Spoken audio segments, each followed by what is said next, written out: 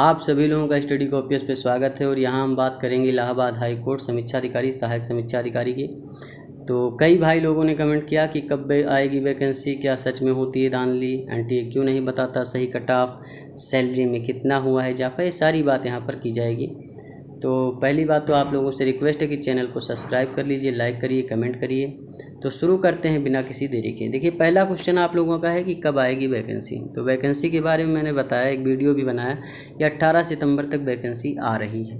कहीं से जानकारी मिली मुझे तभी मैंने ऐसा डाला है। और विभाग में जो भी लोग हैं, जूनियर असिस्टेंट के पद पे हैं या समीक्षक अधिकारी हैं या सहायक समीक्षा अधिकारी हैं, तो जो जूनियर असिस्टेंट के पद पे है ना, वो अपनी तैयारी में लगे हैं कि भैया हमें ARO या RO बनना है। ARO भी तैयारी में लगे हैं, वो सोच रहे हैं हमें RO बनना, क्योंकि उन्हें कन्फर्म है कि भैया वैकेंसी आनी है। 300 प्लस पोस्टें RO की खाली पड़ी हैं और 70 के करीब RO की खाली पड़ी हैं, तो वो तो भरनी है ना, 1-2 पोस्ट खाली नहीं पड़ी हैं। इलाहाबाद हाई कोर्ट को भी अपना काम आगे बढ़ाना है, तो उन्हें भी जो वैकेंसी खाली पड़ी है वहाँ पर अपने जो है बंदों को बैठाना है, सिस्टम बनाना है। ठीक, समीक्षा अधिकारी सहायक समीक्षा अधिकारी को बैठा करके काम कराना है, तो उन्हें भी जल्दी है इस चीज़ की। तो सिस्टम ये है कि 18 सितंबर डेट मुझे जानकारी में मिली है। और उसके बाद अगर किसी को डाउट है तो ये मान के चलिए कि अगर किसी कारणवश अनफॉर्चुनेटली 18 सितंबर तक वैकेंसी नहीं आती है तो भी आपका अक्टूबर के उस पार नहीं जाना है। ठीक, अक्टूबर तक वैकेंसी आ ही जानी है। तो और दिसंबर तक एग्ज़ाम हो जाना है। दिसंबर को आप टारगेट बना लीजिए, क्योंकि जब नोटिफिकेशन आ जाएगा, मान लीजिए सितंबर नहीं अक्टूबर में आ गया नोटिफिकेशन, तो आपके पास कितना टाइम, 30-35 दिन का टाइम बचेगा। उसमें आप क्या ही कर लेंगे, इतना बड़ा सिलेबस। तो भैया पढ़ाई पे मन लगा लीजिए, क्योंकि लोगों ने पढ़ाई पे मन लगा रखा है। जिन्हें पता है कि कन्फर्म है तो लगे हुए हैं, तो आपसे आगे निकल जाएंगे। सिस्टम ये आप समझिए। तो मन लगा के पढ़ाई करिए, दिसंबर को टारगेट बना लीजिए कि दिसंबर में आपका पेपर है, इतना मान के चलिए आप। और फिर दूसरा क्वेश्चन ये है कि क्या सच में होती है धांधली। तो धांधली तो होती है, ये आपने देखा ही है। वीडियो का री एग्ज़ाम क्यों हुआ भैया, जो वीडियो का री एग्ज़ाम हुआ है किस लिए हुआ है ये आप बताइए हमें। क्योंकि 1400 लोगों को ज़बरदस्ती भर लिया गया, उसके बारे में जांच हुई, पता चल गया, इसीलिए जो है ये एग्ज़ाम हुआ वीडियो का। तो उसी तरह से अब ज़्यादा अनफेयर हुआ इसीलिए एग्ज़ाम हुआ।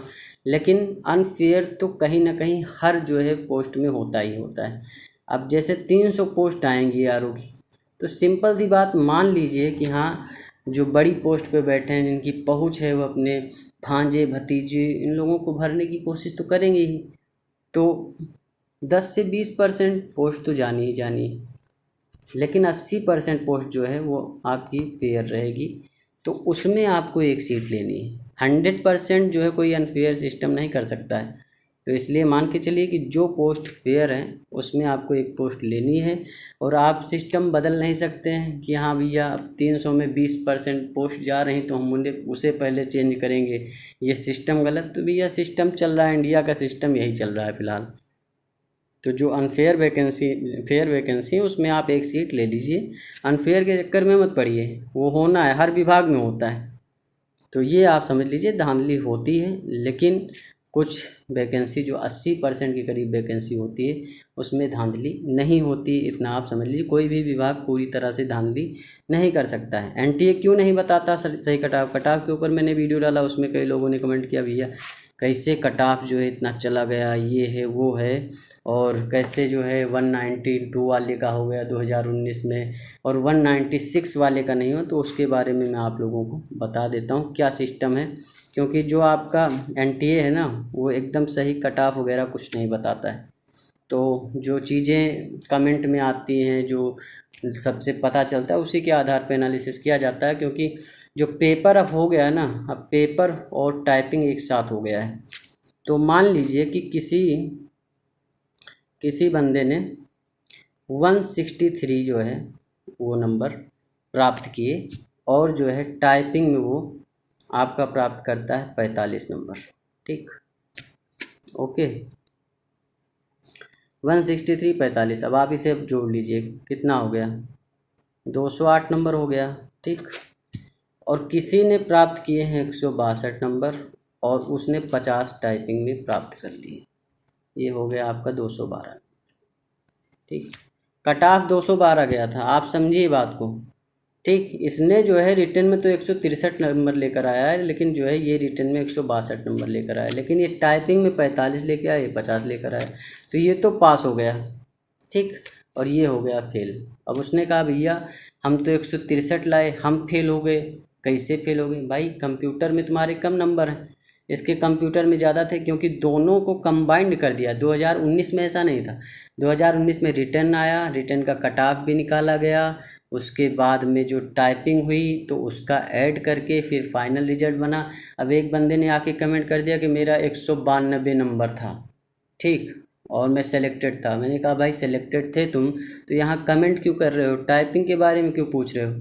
क्योंकि जब तुम सेलेक्टेड थे तो यहाँ क्यों आए हो? सिंपल सी बात, टाइपिंग के बारे में पूछ रहे हो, एग्ज़ाम के बारे में पूछ रहे हो, क्योंकि फाइनल रिजल्ट में जब तुम सेलेक्टेड हो तो भाई तुम्हारी नौकरी लगी है, क्योंकि इंटरव्यू वगैरह तो उसमें है नहीं। तो ऐसे ऐसे लोग पड़े हुए हैं, तो ये सब मत समझिए। एनटीए फाइनल कट ऑफ नहीं बताता है। हाँ, 212 नंबर कट ऑफ गई थी, इतना आप जान लीजिए जनरल की, और कट ऑफ हाई ही जाती है इसकी। और आप देखिए कि तीसरा क्वेश्चन क्या था। हाँ, चौथा क्वेश्चन है कि सैलरी में कितना हुआ इजाफा।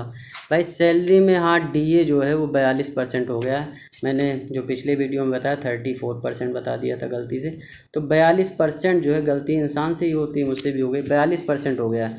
तो ये मान के चलिए कि सैलरी जो होती है ये आर ओ की सैलरी लगभग 66,000 बनती है इन हैंड, तो इसमें 8% का इजाफा हो गया है। ठीक, 8%। तो 8% जब आप निकालेंगे तो 8 छंग 48 और 8 छंग 48 और 4 52, लगभग 5280 रुपये इसमें बढ़ जाएगा। ठीक, अब 5280 बढ़ेगा तो जोड़ लीजिए लगभग 71, ये 7180 रुपये, मतलब 71,800 रुपये के करीब आपकी सैलरी बन जाएगी आर ओ की। ठीक, आर ओ की सैलरी 71,800 बन जाएगी। उसके बाद अब ए आर ओ की देख लीजिए, ए आर ओ की कितनी बन जाएगी। ए आर ओ की इन हैंड सैलरी लगभग 60,000 होती है। ठीक, तो इसमें भी 8% आप बढ़ा दीजिए, 8 छंग 48, लगभग 4800 रुपये बढ़ा दीजिए, तो आपका हो जाएगा लगभग 64,000, लगभग 65,000 मान लीजिए, 65,000 इसकी हो जाएगी। तो भैया आर ओ की सैलरी अब आपको मिलेगी, बढ़िया नंबर 1 की सैलरी मिलेगी लगभग 71,000 रुपये आपको इन हैंड सैलरी मिलेगी, और ए आर ओ की आपको लगभग 65,000 सैलरी मिलेगी। तो भैया ये सिस्टम है। यहाँ डी ए जो हुआ है वो 42% हो गया है, और इसीलिए सैलरी आपको बहुत ही बढ़िया मिलने वाली है, आगे भी बढ़ेगी।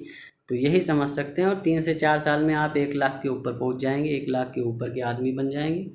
तो जो भी क्वेश्चन थे उसका पूरा जवाब देने की मैंने कोशिश की है, और आप लोगों से रिक्वेस्ट है कि अगर चीज़ें समझ में आ रही भैया तो आप चैनल को सब्सक्राइब करिए, लाइक करिए, कमेंट करिए।